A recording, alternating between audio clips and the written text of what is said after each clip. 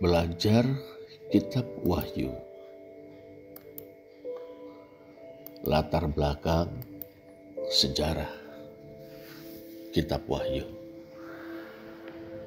Kitab Wahyu adalah kitab terakhir dalam Perjanjian Baru. Kitab ini merupakan sebuah karya apokaliptik yang mendalam yang disematkan kepada Yohanes. Kitab ini memadukan nubuatan, penglihatan, dan surat-surat kepada 7 jemaat. Ditulis di tengah penganiayaan yang intens yang sedang dihadapi oleh gereja. Kitab Wahyu menawarkan pengharapan dan kekuatan kepada kaum beriman, umat Kristen awal yang sedang menghadapi penganiayaan. Kitab Wahyu mengatakan bahwa ia ditulis oleh Yohanes. Wahyu 1 ayat 1, ayat 4 dan 9. Menurut tradisi, Yohanes yang dimaksud adalah Rasul Yohanes, murid yang dikasihi Yesus, serta penulis Injil Yohanes dan surat-surat Yohanes.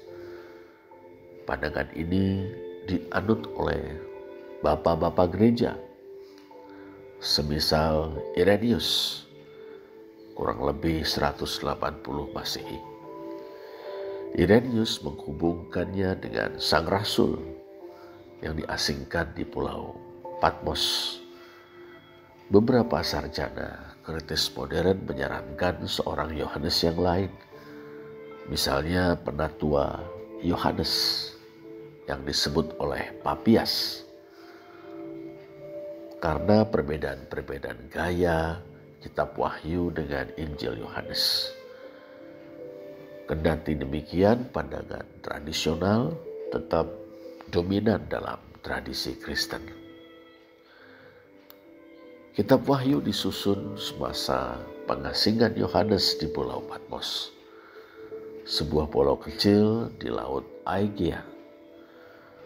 Penguasa Romawi menggunakan pulau ini sebagai tempat hukuman bagi para pembangkang politik dan keagamaan. Isolasi ini menggarisbawahi tema ketabahan dan ketekunan kaum beriman di tengah penderitaan. Mengenai waktu penulisan, kebanyakan ahli memperkirakan Kitab Wahyu ditulis pada akhir abad pertama Masehi, khususnya sekitar tahun 95 dan 96 Masehi, pada masa pemerintahan Kaisar Romawi Domitianus. Domitianus memerintah dari tahun 81 sampai 96 Masehi.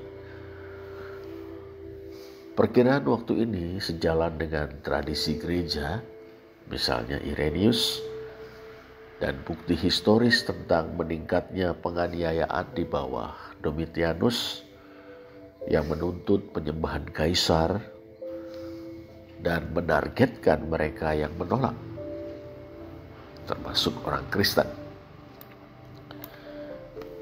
Beberapa penafsir model preteris mengusulkan tanggal yang lebih awal, yakni sekitar tahun 68 sampai 70 Masehi di bawah Kaisar Nero.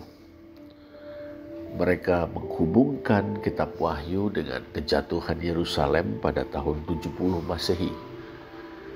Tetapi pandangan mayoritas lebih condong ke tanggal atau waktu yang lebih akhir karena rujukan-rujukan pada pengasingan yang sedang berlangsung dan tekanan kultus kekaisaran. Konteks kekaisaran Romawi adalah Pax Romana. perdamaian di bawah kekuasaan Romawi. Tetapi ketegangan-ketegangan yang mendasarinya muncul dari kultus kekaisaran, yakni penyembahan kaisar sebagai dewa. Ini tentu saja berbenturan dengan monoteisme Kristen.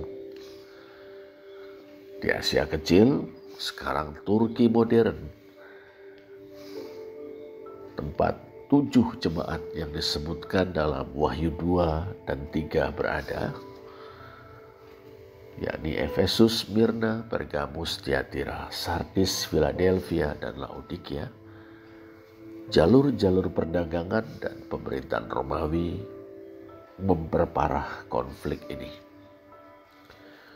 Umat Kristen menghadapi pengucilan sosial dan ekonomi karena menolak untuk berpartisipasi dalam ritual pagan atau pemujaan kaisar.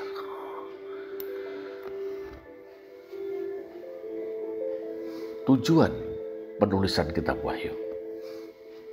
Kitab Wahyu ditulis untuk menguatkan jemaat-jemaat yang terkepung di Asia Kecil di tengah penganiayaan dan kompromi. Yohanes menerima penglihatan-penglihatan dari Kristus yang dimuliakan, yang menyingkapkan kemenangan akhir Allah atas kejahatan, penghakiman atas para penindas yang dilambangkan sebagai Babel, dan kemunculan langit baru dan bumi yang baru. Genre apokaliptiknya terinspirasi dari nabi-nabi perjanjian lama seperti Daniel dan Yeskiel, menggunakan simbolisme yang hidup.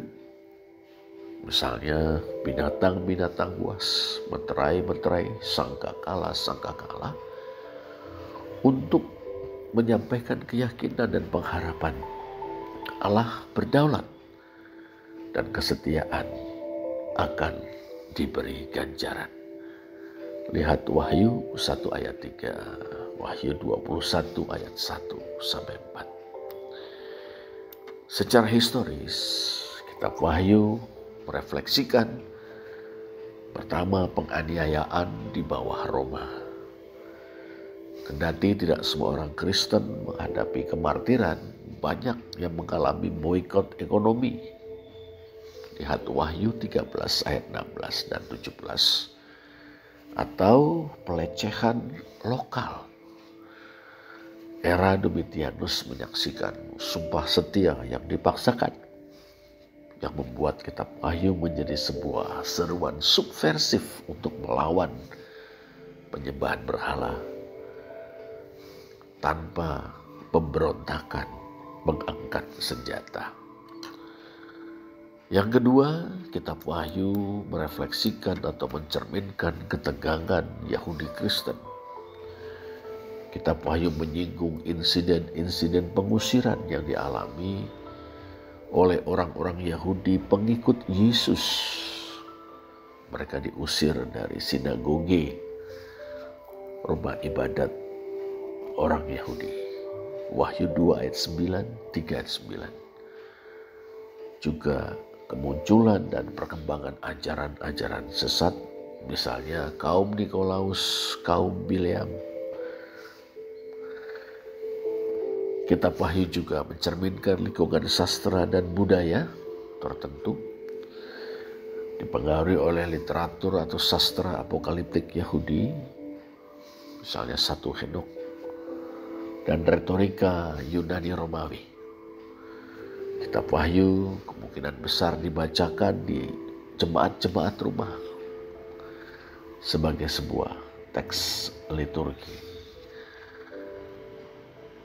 Bagaimana dengan penerimaan kanonik atas Kitab Wahyu? Masuknya Kitab Wahyu dalam kanon Perjanjian Baru diperdebatkan dalam gereja kuno karena citranya yang esoterik. Eusebius sekitar tahun 325 Masehi menyebutnya kontroversial. Tetapi masuknya Kitab Wahyu dalam kanon ditegaskan oleh konsili-konsili seperti Hippo tahun 393 Masehi dan Kartago tahun 397 Masehi. Pesan kitab Wahyu tentang pengharapan eskatologis telah membentuk teologi Kristen, menginspirasi seni, himne-himne, dan penafsiran-penafsiran dari pre-milenialisme hingga amilenialisme. Pendeknya, kitab Wahyu muncul dari pergulatan antara penindasan Romawi dan kesetiaan Kristen. Penglihatan-penglihatan yang diterima oleh Yohanes menjadi seruan bersama dari 7 jemaat Kristen di Asia Kecil di penghujung abad pertama. Kitab Wahyu mengingatkan umat beriman bahwa kerajaan duniawi akan runtuh, tetapi kerajaan Allah akan tetap ada. Dengan jalan itu, kitab Wahyu berperan sebagai sebuah apokaliptik pastoral atau karya apokaliptik yang bertujuan pastoral. Demikianlah sekilas mengenai latar belakang historis kitab Wahyu.